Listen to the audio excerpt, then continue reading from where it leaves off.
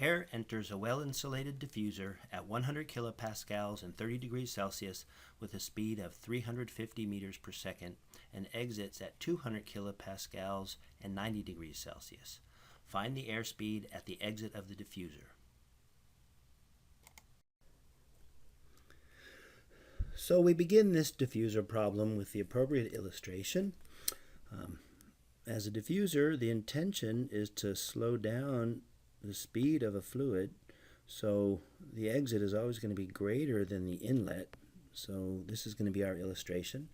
We're told that we have air, and we're given some conditions at the inlet, which I'll call point 1, and the exit, which I'll call point 2.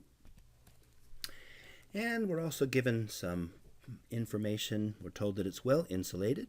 So whenever we have a well-insulated device, that's just code for no heat transfer.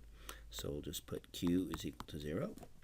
We're also given that the pressure and temperature at the inlet are 100 kilopascals and 30 degrees Celsius respectively. And we also are given the velocity at the inlet. So that's 350 meters per second. And then at the exit, we're given information. We're given that the pressure at the exit, P2, is 200 kilopascals, and the temperature at the exit is 90 degrees Celsius. Now, this is clearly a single stream steady flow problem. So we're going to have to use the appropriate form of the first law of thermodynamics. We're not given any information about mass flow rate or rates of heat transfer or power usage or production.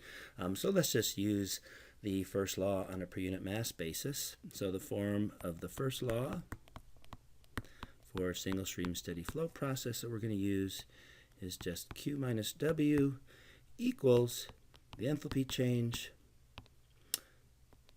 plus the kinetic energy change, V2 squared minus V1 squared over 2, plus the potential energy change.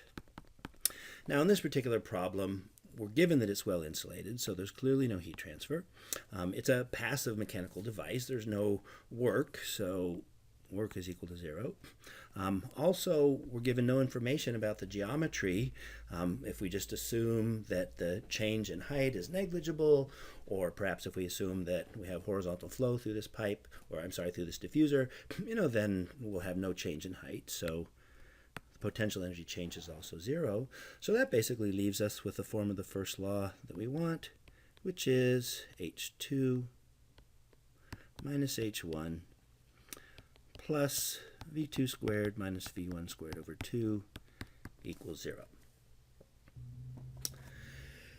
Now, in this particular problem, for illustration, let's just assume that air is an ideal gas. And if we assume that it's an ideal gas with constant specific heats, then that means that the enthalpy change is just equal to Cp times the temperature change. Now, we have two choices. We could either use Cp at room temperature, or if we know the average temperature in this process, we could just use Cp at that average temperature.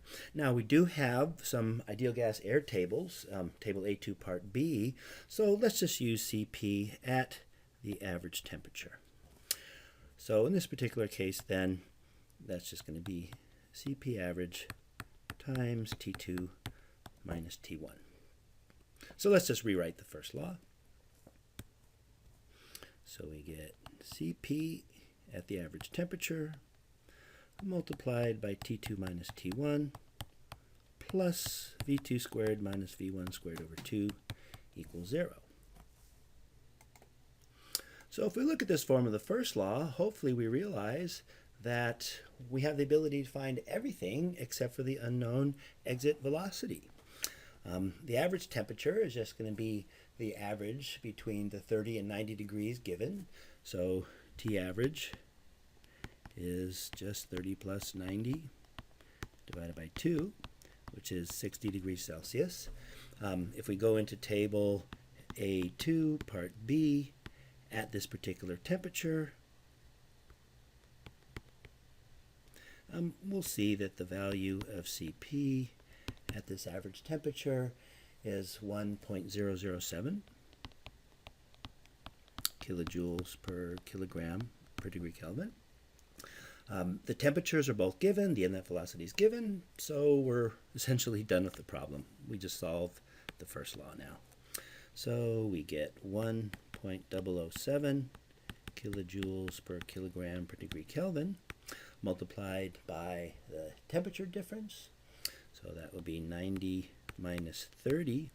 Now let's keep in mind that the temperature difference in Celsius is the same as the temperature difference in Kelvin. After all, 1 degree of Kelvin equals 1 degree of Celsius, so we don't need to convert 90 or 30 into Kelvin. We just leave them as such.